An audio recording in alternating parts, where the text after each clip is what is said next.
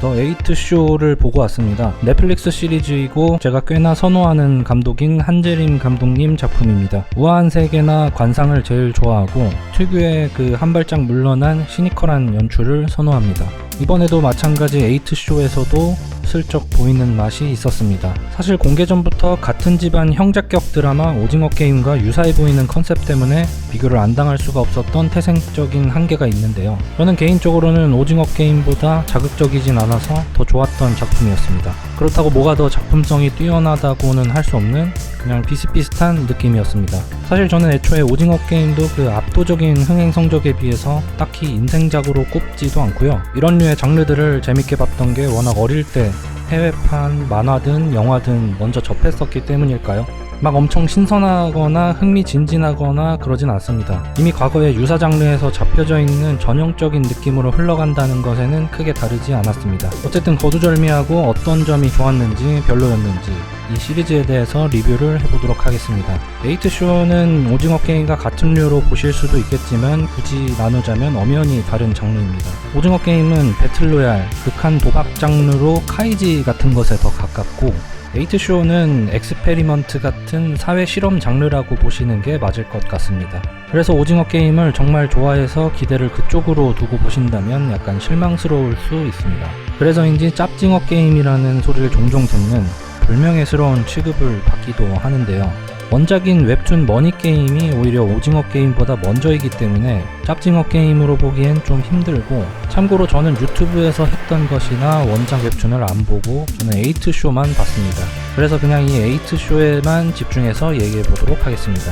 도입부에 사회적으로 좀 극한에 치달은 사람들을 모아놓고 돈으로 유혹해서 이야기를 풀어간다는 유사 장르 특유의 시작점은 비슷한데요. 이것을 마치 고전 영화풍의 비주얼과 화면 비율에 극장 같은 곳에 불러들인다는 점이 약간 특이하다고 생각했는데요. 마지막에 가보니 조금 너무나 떠오르는 게 있어서 이거는 이따가 다시 말씀드리겠습니다. 어쨌든 에이트쇼는 딱 8명의 참가자들로만 극을 이끌어 나갑니다. 그래서인지 각 캐릭터들이 엄청 정형화된 캐릭터성을 가지고 있습니다. 자본에 따른 사회계급 등의 어두운 면을 조명하려는 주제를 가지고 있기 때문에 배경이 되는 실험장 또한 직관적인 디자인으로 1층부터 8층까지 각 방을 담당하는 캐릭터들이 위치에 맞게 행동하고 움직입니다. 너무나 정형화된 기승전결, 뻔한 캐릭터성임에도 불구하고 지속적으로 시청을 유도하는 힘은 역시 배우들의 연기가 가져가는 느낌이 있습니다. 주인공의 위치인 류준열님은 딱 평균에서 평균 이하 느낌으로 인간의 선한 면을 주로 보여주는 역할입니다. 또 그렇게까지 착하고 정직하지도 않은,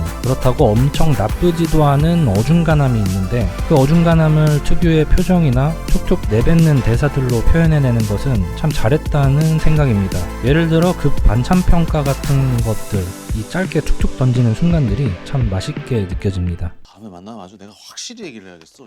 이런 경우는 있을 수가 없는 일이야. 진미채 맛있어.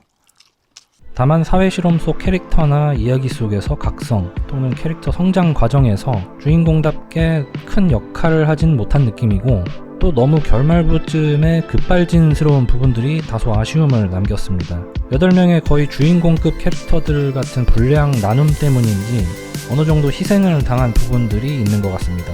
천우희 배우는 정말 신들린 듯한 느낌으로 연기를 해주었습니다. 현실적으로는 굉장히 보기 드문 케이스지만 어디선가 본 듯한, 있을 법한 독특한 캐릭터성을 너무 과하지 않게 아슬아슬하게 잘 표현해낸 것 같습니다. 이런 류의 미친년 컨셉은 너무 심심하게 표현해도 매력이 없고, 그렇다고 너무 과하면 좀 오히려 우스꽝스러워지는데요. 딱 선을 넘을 듯 말 듯한 연기는 쉽지 않으셨을 텐데 역시 인정받는 배우는 배우구나 싶었습니다. 써니의 그 약반 연기로 이름을 날린 만큼 이름값을 하신 것 같습니다. 박해준 배우님은 마찬가지로 좋긴 했는데 뭔가 제 개인적인 팬심으로는 약간 아쉽다는 느낌을 받았습니다. 악역으로 하셨던 것 중에는 독전의 캐릭터가 제일 좋았다고 생각을 하는데요. 에이트쇼에서는 뭔가 살짝 심심하다는 느낌을 받았습니다. 캐릭터 설정상 조금 더 입체적인 설정을 가지고 있었다면 좋았을 텐데요. 그냥 인간의 폭력성을 대표하는 위치의 캐릭터를 보여주기 위한 정도의 뻔함이 있었기 때문에 그렇게 보였던 것 같습니다. 박해준님의 선과 악을 넘나드는 얼굴에서 나오는 그 느낌이 디테일한 상황 속에서 더 많이 살았으면 좋았을 것 같다는 생각입니다. 너무 처음부터 나 깡패요, 나 폭력이요로 일관되어 있었고 마지막에 좀 세탁기 돌아가는 느낌도 류준열님 캐릭터처럼 좀 급전개스럽기도 했습니다. 다음으로는 문정인님의 고구마 포지션은 어떻게 말해야 할지.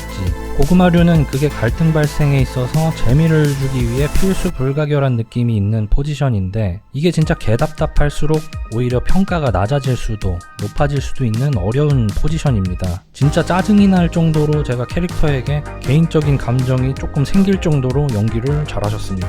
그만큼 몰입이 됐다는 거겠죠. 그래서 연기는 정말 너무 이루 말할 데가 없긴 했는데 이게 좀 너무 극의 진행을 위해서 어거지로 행동한다는 느낌. 그 행동에 있어서 설득력이 조금 부족했던 게 아쉬웠습니다. 딱 그렇게 행동할 운명으로 태어난 캐릭터 같다고 해야 할까요? 연기는 매우 좋았지만 작품 전체적으로 봤을 때는 평가가 낮아지게 하는 요소를 담당하셨다는 느낌이 있습니다. 요거는 각본상의 문제라고 봐야겠네요. 박정민님의 캐릭터는 개인적으로 이번에는 조금 신선했습니다. 짜증 연기 전문가라는 이명이 있을 정도로 많은 작품에서 짜증을 부리셨는데 여기서는 좀 감정선이 절제되는 표현들이 좋았고 정형화된 8명의 캐릭터들 사이에서 유일하게 가장 입체적으로 봤다고 할 수 있겠습니다. 진지와 코믹 사이, 선과 악, 고소득층과 저소득층 사이에서 나름의 고군분투하는 모습들을 감정을 꼭꼭 눌러 담는 듯한 연기가 매력적으로 다가왔습니다. 아무래도 한재림 감독님의 어떤 면모가 이입된 캐릭터라 그런지 배우의 연기와 감독의 연출이 가장 조화롭게 표현된 듯 하다는 건 저만의 생각일까요? 예를 들어 천우희님은 말 그대로 디렉션을 배우에게 하고 싶은 대로 마음껏 하라고 해서 칼춤을 추는 것 같은 느낌이고 박정민님과는 제작단에서 많은 상호작용이 있었을 것 같다는 뇌피셜을 돌려봅니다.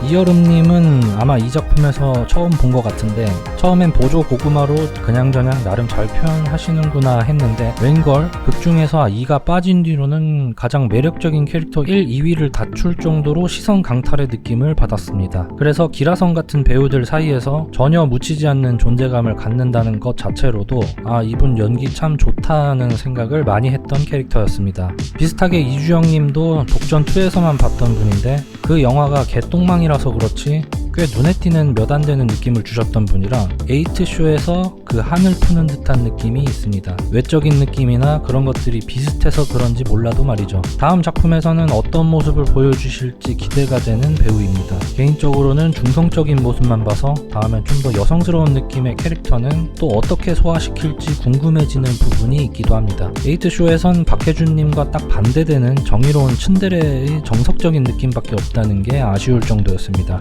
마지막으로 배성훈님은 연기 잘하시는 분답게 잘하셨긴 한데요.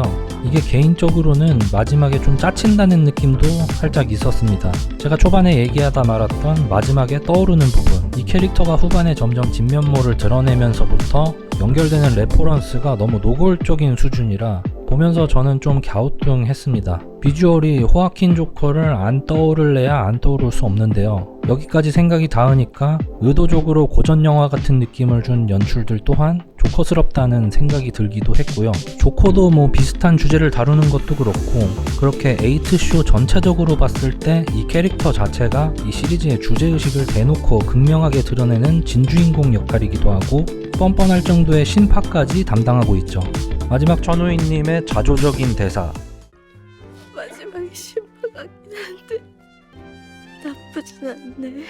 이걸로 봤을 땐 한재림 감독님의 시니컬한 그런 의도된 연출인가 싶기도 하고요.